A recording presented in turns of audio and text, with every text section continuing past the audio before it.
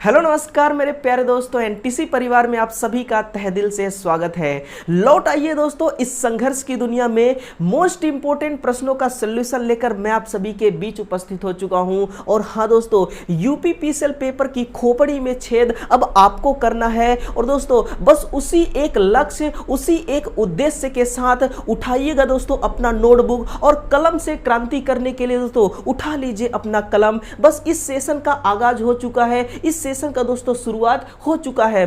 ध्यान दीजिएगा दोस्तों, एक दोस्तों मोटिवेशन के साथ इस क्लास की हम शुरुआत करते हैं। जो दोस्तों गीता में ये बात स्पष्ट रूप से लिखी गई है दोस्तों कि हार कभी मत मानना। सुनना मेरी बात को कि हार दोस्तों आपको कभी नहीं मानना है। कमजोर तू नहीं, तेरा वक्त है। और दोस्तों आपको पता होना चाहिए कि कमजोर आप नहीं है, कमजोर आपका वक्त चल रहा है। और उसी कमजोर वक्त को दोस्तों आपको क्या करना है, बदलना है। और वही दोस्तों कमजोर वक्त बदल लेगा तो वही दोस्तों वो अपनी किस्मत को भी बदल सकता है।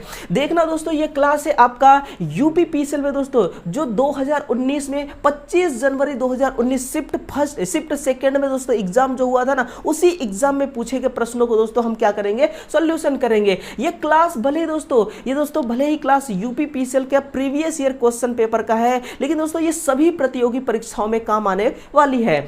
इसी के साथ में ये जो हमारी क्लास है दोस्तों, इसमें जो प्रश्न मैं आपके लिए लेकर आया हूं, इन सभी का दोस्तों इन सभी सॉल्यूशन का आपको पीडीएफ कहां पर मिलेगा, ई नोट्स दोस्तों हमारे टेलीग्राम चैनल पर। और आप निमी टेक्निकल क्लासेस नाम से टेलीग्राम चैनल है, उसको ज्वाइन कर लेना दोस्तों, फिर आपको ई नोट्स मिलता रहेगा, है ना। चलिए एक बार इस सेशन को आप जोरदार तरीके से बिल्कुल दोस्तों दिल खुश करके आप इसको शेयर कर दीजिए। फिर अपने इस क्लास की दोस्तों हम सिलसिला प्रश्नों का पोस्टमार्टम करना स्टार्ट करते हैं। पहला क्वेश्चन देखना दोस्तों आप सभी के सामने है। चैनल को सब्सक्राइब नहीं किया होगा तो कर लेना दोस्तों। इसी प्रकार का मसाला पाने के लिए ना आप रोजाना आना इस चैनल पर और दोस्तों मसाला लेकर चले जाना।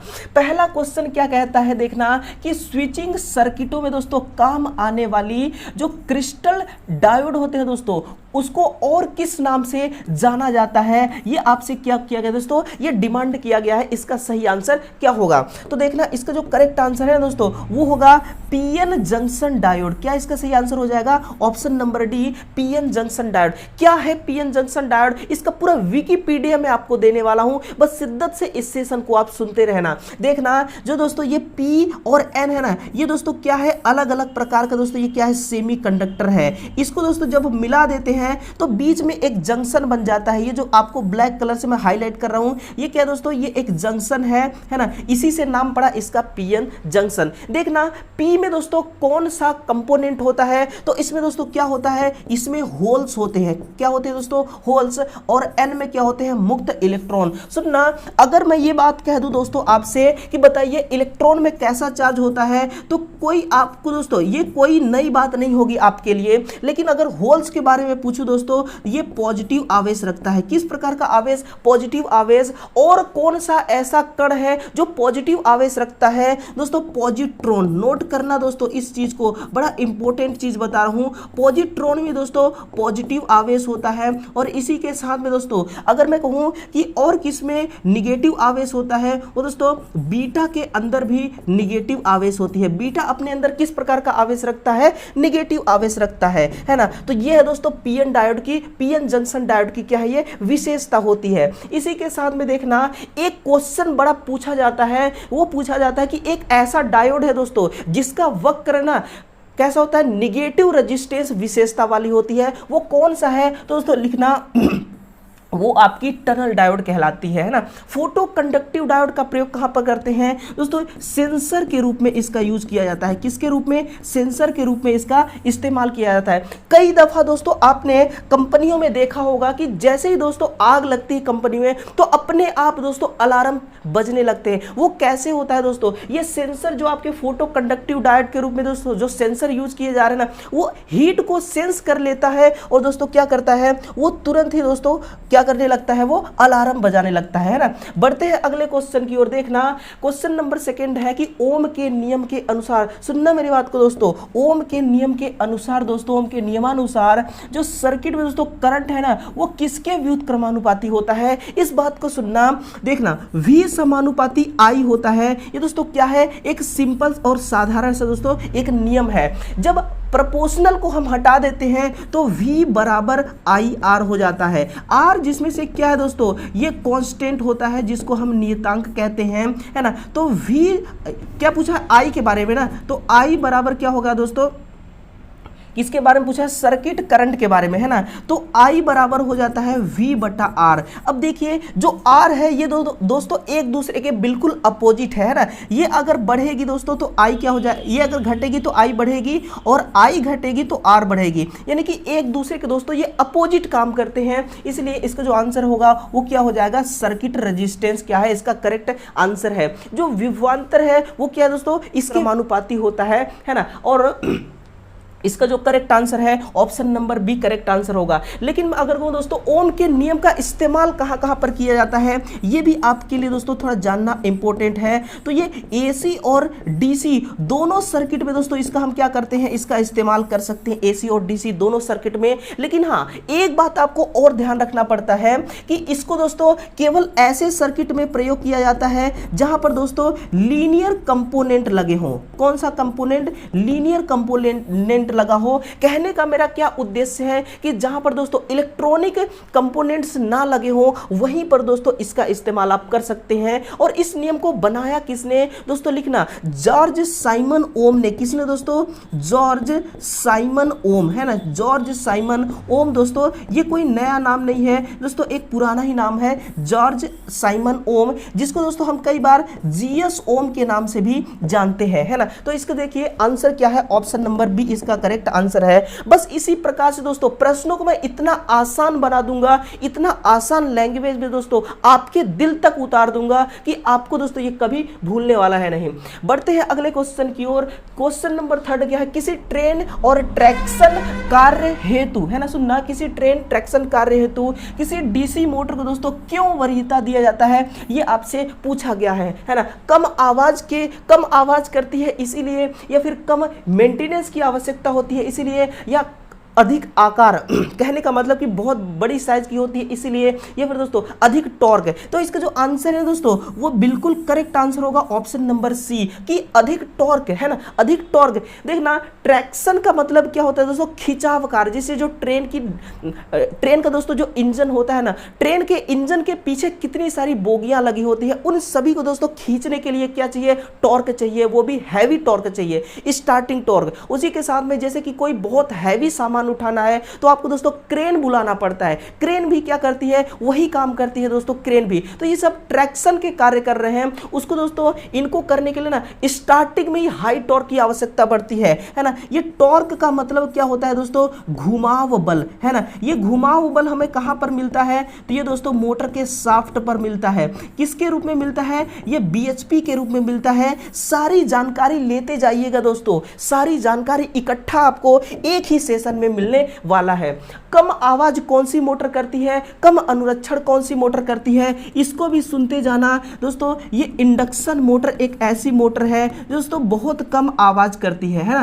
कौन सी मोटर होगी वो, induction motor. Sorry, induction motor में मेंटेनेंस की बात हो रही है दोस्तों, तो मेंटेनेंस कम कौन मांगती है, इंडक्शन मोटर। अगर पूछा जाए रीजन बताइए दोस्तों, उसमें ब्रुश नहीं लगे होते हैं। बढ़ते हैं अगले क्वेश्चन की ओर कि हीट उत्पन्न करने वाले इलेक्ट्रिक उपकरण किस नियम पर कार्य करते हैं। बड़ा दोस्तों एक कोई यूनिक तो क्वेश्चन नहीं है, लेकिन ये बार बार रिपीट होता है क्वेश्चन। लेकिन अब की बार अगर रिपीट होगा ना तो दोस्तों आपसे बच करके नहीं जाएगा, है ना। आंसर क्या होगा, हीटिंग का सिद्धांत, यही इसका सटीक आंसर है। सुनना, जो हीटिंग का सिद्धांत है ना दोस्तों, H बराबर I² RT है। क्या है, इसको किसने दिया था, इसको दोस्तों जूल ने दिया था। ये कौन सा नियम कहलाता है, ये जूल का नियम कहलाता है। लेकिन एक बात दोस्तों, और अगर कभी ये पूछ लिया जाए ना, ये कभी पूछा नहीं जाता, आपकी बेसिक इंफॉर्मेशन के लिए मैं बता रहा हूं। अगर जूल के जगह पे दोस्तों जोसेफ ब्लैक लिखा हो, क्या लिखा हो दोस्तों, जोसेफ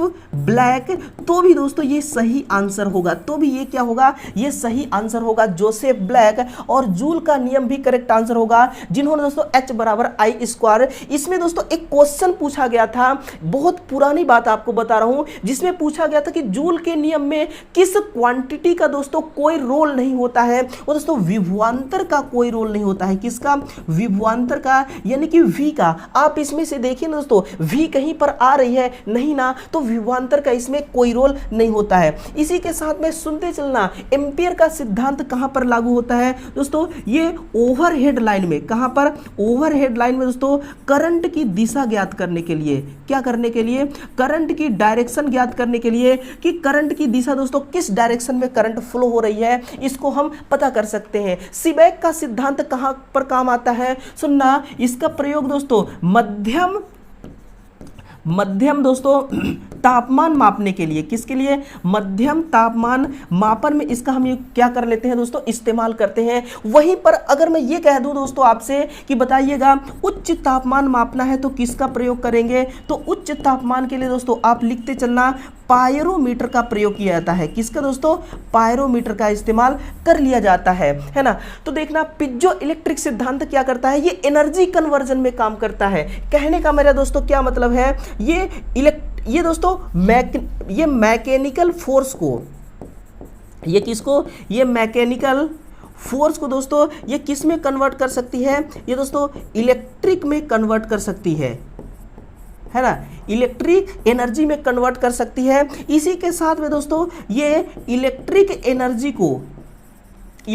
एनर्जी को दोस्तों ये मैकेनिकल एनर्जी में भी कन्वर्ट कर सकती है ना। किसमें? मैकेनिकल एनर्जी में कन्वर्ट कर सकती है। तो mechanical to electrical, electrical to mechanical convert करना है तो पिज्जो इलेक्ट्रिक सिद्धांत का काम दोस्तों यहां पर है। किसका? पिज्जो इलेक्ट्रिक सिद्धांत का दोस्तों इस्तेमाल किया जाता है।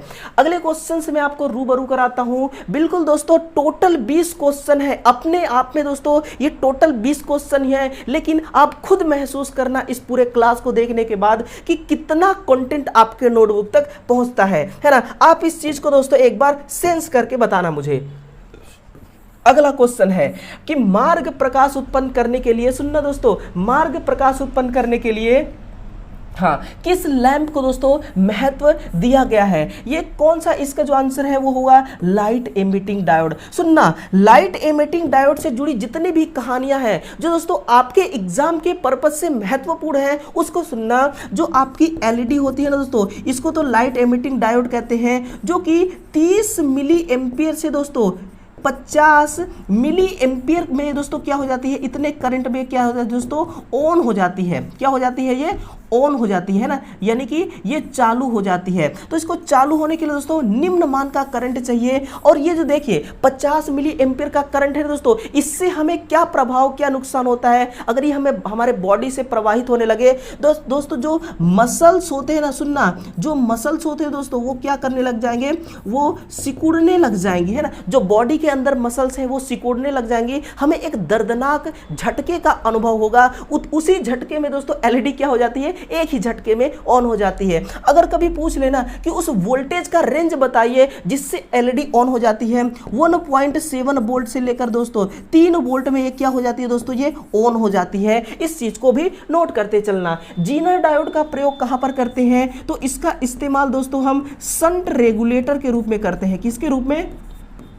शंट रेगुलेटर के रूप में करते हैं। एक बात और दोस्तों, इसका प्रतीक भी पूछा जाता है कई बार, उसको भी लिख लेना कि इसका जो प्रतीक होता है दोस्तों शंट रेगुलेटर का, वो इस प्रकार से होता है। जीनर डायोड का दोस्तों इस प्रकार से क्या होता है, एनोड और कैथोड। यहां पर क्या है, देखिए जब भी डायोड की बात आए ना तो आप इसको बिल्कुल खाली डिब्बे को नहीं छोड़ना है दोस्तों, इसको पूरी तरह से ऐसे क्या कर देना है, कलरफुल कर देना है। तो इसका आंसर क्या होगा, मतलब कि शंट रेगुलेटर में इसका यूज किया जाता है। वेरी कैप डायोड का प्रयोग कहां पर करते हैं दोस्तों, ट्यूनिंग करने के लिए। किसको? रेडियो को ट्यूनिंग करने के लिए। ध्यान से सुनना, रेडियो ट्यूनिंग करने के लिए, है ना। आज के टाइम पर दोस्तों रेडियो बहुत कम लोगों के पास होगा। ये सब दोस्तों धीरे धीरे क्या हो रहा है ना, लोग दोस्तों जैसे जैसे टेक्नोलॉजी एडवांस होती जा रही है वैसे वैसे दोस्तों इसके जगह पर अब क्या आ गया है दोस्तों, एफएम आ गई है ना। एफएम से क्या अब रेडियो सुना जाता है। तो रेडियो ट्यूनिंग करने के लिए वेरिकैप डायोड, और इसका दोस्तों कैसा होता है सिंबल,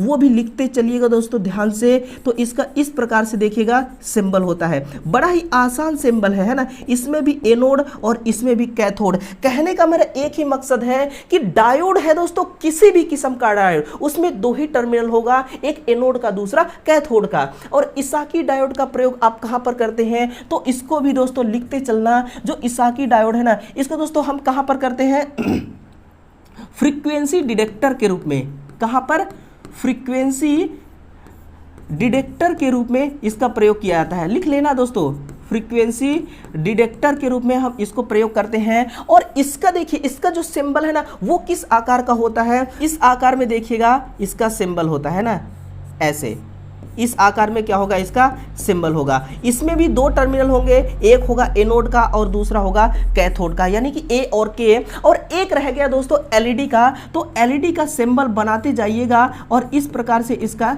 सिंबल होता है। ये सिंबल हो गया किसका, एलईडी का, है ना। ये यहां पर कैथोड और यहां पर एनोड। तो देखिए सारे जितने भी डायोड हैं उन सभी डायोड का दोस्तों आपका बिल्कुल कंसेप्ट क्लियर हो गया होगा। और जो एग्जाम में पूछा जाता है ना वही चीज दोस्तों मैंने आपको बताया है, और एडवांस में कुछ भी नहीं। बढ़ते हैं अगले क्वेश्चन की ओर। क्वेश्चन नंबर देखिए 6 है, हार्ड ड्रोन कॉपर किस मोटर का भाग है। ये सुनना दोस्तों, हार्ड ड्रोन जब भी पूछे ना तो आपको एक ही ध्यान में रखना है कि दोस्तों कम्यूटेटर की बात कर रहा है। किसकी दोस्तों, कम्यूटेटर की बात कर रहा है। और कम्यूटेटर जो है दोस्तों यही किसकी बनती है, हार्ड ड्रोन कॉपर की तैयार की जाती है। और जो डीसी मोटर में दोस्तों इसको क्या करते हैं, लगाया जाता है। देखना जो AC motor, synchronous motor, alternator है ना दोस्तों, ये सब के सब क्या है, इंडक्शन मोटर है। और इंडक्शन मोटर में इसके स्थान पर क्या लगाया जाता है दोस्तों, स्लिप रिंग लगाई जाती है। कौन सी रिंग, स्लिप रिंग नोट करना, हम स्लिप रिंग इसमें लगाते हैं। जो किसका बनता है दोस्तों, जो फास्फोरस, लिखना दोस्तों, जो फास्फोरस ब्रॉन्ज की तैयार की जाती है। किसकी, फास्फोरस ब्रॉन्ज की तैयार की जाती है। इससे हमें दोस्तों आउटपुट क्या मिलता है, तो एसी सिग्नल। इससे आउटपुट हमें कौन सी सिग्नल मिलती है, एसी सिग्नल। और कम्यूटेटर से दोस्तों हमें आउटपुट कैसा मिलता है, इससे आउटपुट हमें दोस्तों डीसी सिग्नल मिलता है। कौन सा सिग्नल, डीसी सिग्नल। तो जब भी डीसी सिग्नल प्राप्त करना हो तो आपको क्या लगाना है, एसी सिग्नल प्राप्त करना है तो आपको क्या लगाना है, ये आपको ध्यान में रखना होगा। बढ़ते हैं अगले क्वेश्चन की ओर, जो यूपीपीसीएल के द्वारा पूछा गया था कि बताइए जब किसी, सुनना मेरी बात को ध्यान से, जब किसी दोस्तों इंट्रिंसिक सेमीकंडक्टर में कोई त्रिसंयोजकता वाली एक्सट्रिंसिक मिला देने पर जो तैयार होता है उपकरण, उस उपकरण का नाम क्या है, उसको दोस्तों हम पी टाइप का उपकरण कहते हैं। सुनना, जो इंट्रिंसिक है ना दोस्तों, इस इंट्रिंसिक का मतलब क्या होता है, इसका मतलब होता है दोस्तों शुद्ध अर्धचालक। शुद्ध अर्धचालक है ना, इसको हम क्या कहते हैं, शुद्ध अर्धचालक, जिसको दोस्तों हम कई बार ना नैज अर्धचालक के नाम से भी जानते हैं। किसके नाम से, नैज अर्धचालक के नाम से भी हम इसको जानते हैं। तो सुनना, नैज अर्धचालक और शुद्ध अर्धचालक क्या है दोस्तों, इंट्रिंसिक है। और जो आपका एक्सट्रिंसिक है ना, इसका मतलब होता है दोस्तों अशुद्ध है। इसका मतलब क्या हो जाता है, अशुद्धि अर्धचालक। तो देखिए कई बार क्या होता है कि आपको दोस्तों इंग्लिश में चीजें पूछ ली जाती हैं, हिंदी फिर दोस्तों समझ में नहीं आती।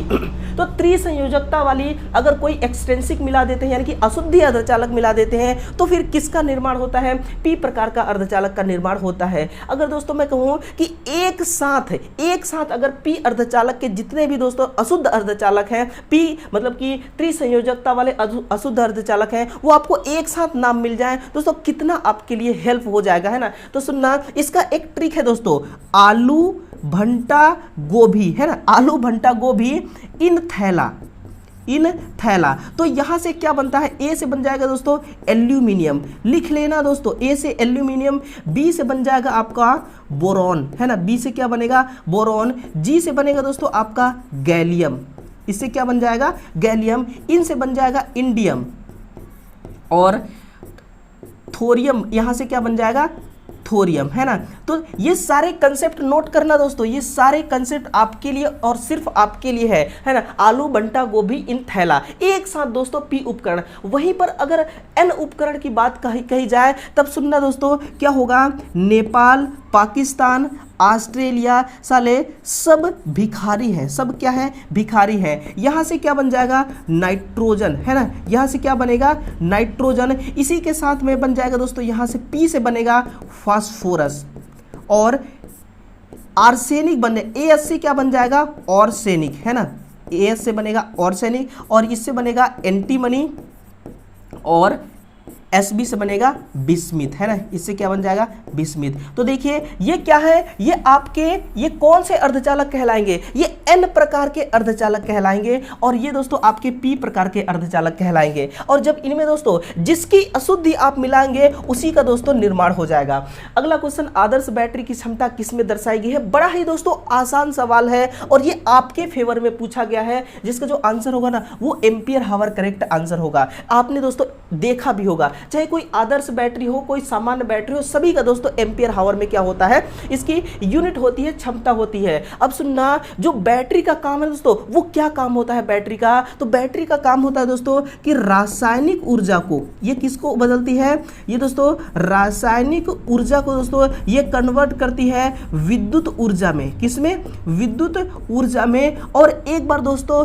ये विद्युत ऊर्जा को, किसको, विद्युत ऊर्जा को दोस्तों ये रासायनिक ऊर्जा में भी कन्वर्ट करती है। तो ये किस किस कंडीशन में करती है दोस्तों, उसको आप सुनना, आपके लिए दोस्तों बड़ा इंपॉर्टेंट चीज बता रहा हूं।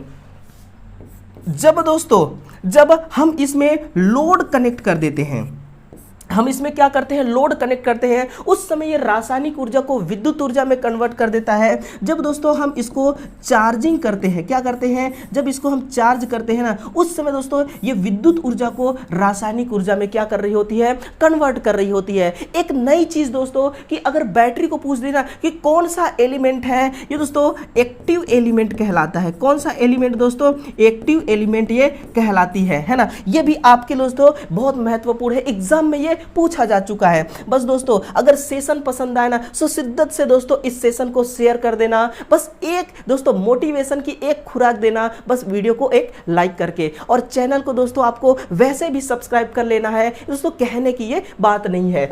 अगला क्वेश्चन देखना, किसी यूपीएस सिस्टम में किस प्रकार के बैटरी को प्रयोग किया जाता है, वो दोस्तों आपका निकल कैडमियम सेल। किसका, कौन सा सेल है, निकल कैडमियम सेल। इस सेल में ऐसी कौन सी खासियत है, ऐसा दोस्तों इसमें कौन सा मसाला छिपा हुआ है जो दोस्तों इसी को इस्तेमाल किया जाता है, वो चीज सुनना। जो निकल कैडमियम सेल है दोस्तों, इसका पूर्ण चार्ज पर, सुनना दोस्तों, पूर्ण चार्जिंग के दौरान इसका दोस्तों जो वोल्टेज होता है, जिसको हम क्या कहते हैं, ईएमएफ दोस्तों, वो 1.3 वोल्ट होता है। लेकिन दोस्तों लोड कनेक्ट कर देने के बाद 1.2 वोल्ट रह जाता है। कहने का मतलब है दोस्तों कि 1.3 वोल्ट को आप 1.3 वोल्ट में से यूज कितना कर सकते हैं, आप केवल 1.2 वोल्ट को ही यूज कर सकते हैं। इसमें दोस्तों 0.1 वोल्टेज क्या हो जाता है, इसमें दोस्तों ड्रॉप हो जाता है। क्यों होता है, इसका इंटरनल रेजिस्टेंस के वजह से। और उसी के साथ में इसकी जो दक्षता होती है दोस्तों, वो 70 से लेकर के 90% क्या होती है,